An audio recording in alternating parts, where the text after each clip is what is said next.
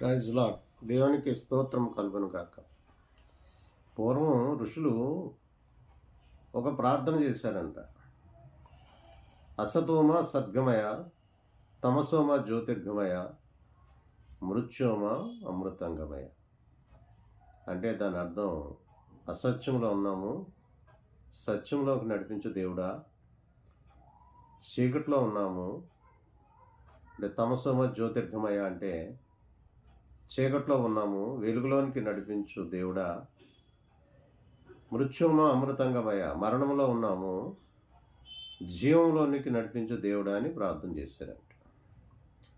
ఆ ప్రార్థన ఆలకించి దేవుడు తన కుమారుడైన యేసుక్రీస్తు ప్రభుల వారిని ఈ లోకానికి పంపించారు.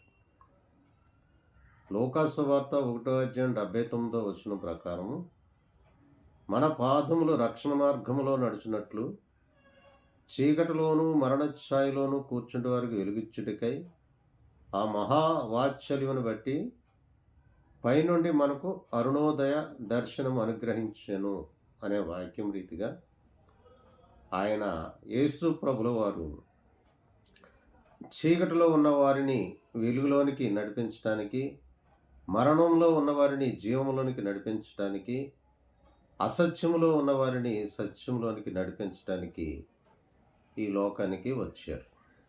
యేసు ప్రభుల వారు అందరివాడు.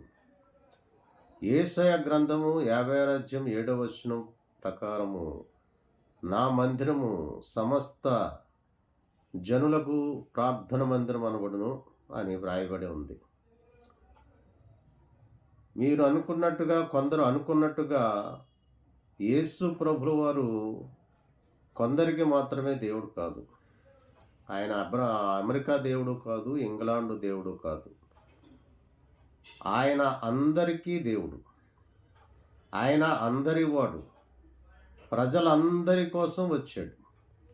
సమస్త మానవాళిని పాపం నుంచి విడిపించటానికి వచ్చారు. సమస్త మానవాళిని సత్యంలోనికి నడిపించడానికి వచ్చారు. సమస్త మానవాళిని వెలుగులోకి నడిపించడానికి వచ్చారు. సమస్త మానవాళిని జీవంలోనికి నడిపించడానికి వచ్చారు. కాబట్టి యేసు ప్రభువారిని అందరూ ఆరాధించవచ్చు. దేవుడు ఆత్మ కనుక ఆయనను ఆరాధించేవారు ఆత్మతోనూ సత్యముతోనూ ఆరాధించవలెను. ఈ సత్యమును గ్రహించాలి. పూర్వం ఎంతోమంది చెప్పారు, దేవుడు ఆ విగ్రహాలలో ఉండడు, ఆయన మన ఆత్మలోనే ఉంటాడు అని. కాబట్టి మనము దేవుణ్ణి అంగీకరించి విశ్వసించి మన హృదయంలోనికి చేర్చుకున్నప్పుడు దేవుడు మనతో ఉంటాడు, మనలో ఉంటాడు, మన గృహంలో ఉంటాడు. ఎక్కడుంటే అక్కడ ఉంటాడు. అప్పుడు మనం అనుకున్నది జరుగుతుంది. విశ్వసించువాడు కలవరపడడు.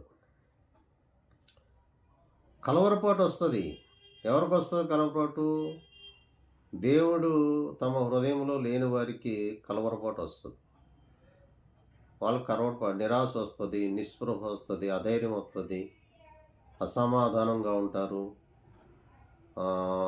చిక్కులు పెట్టే పాపంలో చిక్కడిపోతూ ఉంటారు, కష్టాలు కొని తెచ్చుకుంటారు, అప్పుల పాలు, అనారోగ్యం పాలు, రకరకాల సమస్యలతో బాధపడుతూ ఉంటారు. ఇలా రకరకాల సమస్యలతో బాధపడుతున్న వారు ఎంతోమంది ప్రభు దగ్గరికి వచ్చి విడుదల పొందుకున్నారు, రక్షణ పొందుకున్నారు.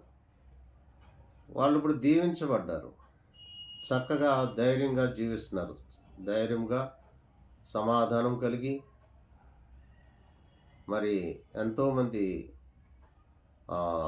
దేవుని కృపను బట్టి రక్షించబడి తమ కుటుంబాలు కట్టుకుని చక్కగా హాయిగా జీవిస్తున్నారు. ఈ ఈ ఈ మార్గంలోనికి రాని వారికే కష్టాలు. వాళ్ళు తాత్కాలికంగా బాగున్నప్పటికీ, కోట్లు సంపాదించుకున్నప్పటికీ వాళ్ళకి ఆహ్, నిజమైనటువంటి ఒక విశ్వాసము, ఒక విశ్వసనీయత, ఒక ధైర్యము ఉండదు. అదే ప్రభువుని అంగీకరించిన వారికి ఒక ధైర్యం ఉంటది. దేవుడు మనతో ఉన్నాడు, మనలో ఉన్నాడు, ఏం జరిగినా ఆయన చూసుకుంటాడు అనే ఒక ధైర్యము ఉంటది. వాళ్ళు భయపడరు. దేవుడు కూడా భయపడకుడి అని చెప్పాడు దేవుడు. రోజుకి ఒక్కసారి చొప్పున 365 రోజులు భయపడకుడి అన్నాడు దేవుడు. విశ్వసించువాడు కలవరపడడు అన్నాడు దేవుడు. అందుకే దేవుని వాక్యం చెప్తుంది, సింహం పిల్లలు లేమి కలవై ఆకలి కొనును, దేవుని పిల్లలకు ఏ కొదవ ఉండదు అని. సింహం పిల్లలకైనా ఆకలి ఉంటుందేమో కానీ దేవుని పిల్లలకు ఆకలి ఉండదు. వాళ్ళు సమృద్ధిగా ఉంటారు, సమాధానం కలిగి ఉంటారు, చక్కగా ఉంటారు. మరి మనం ఉపయోగించుకోవాలి దేవుణ్ణి.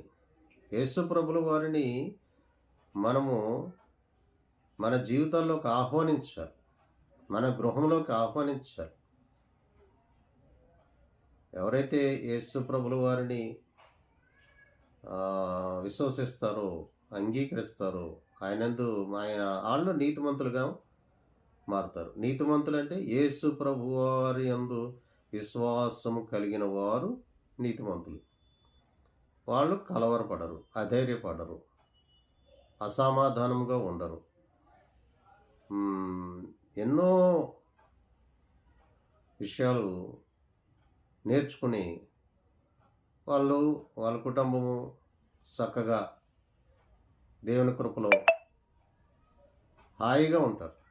కాబట్టి యేసు ప్రభుల వారిని నమ్ముకొనుట ఎంతో మేలు.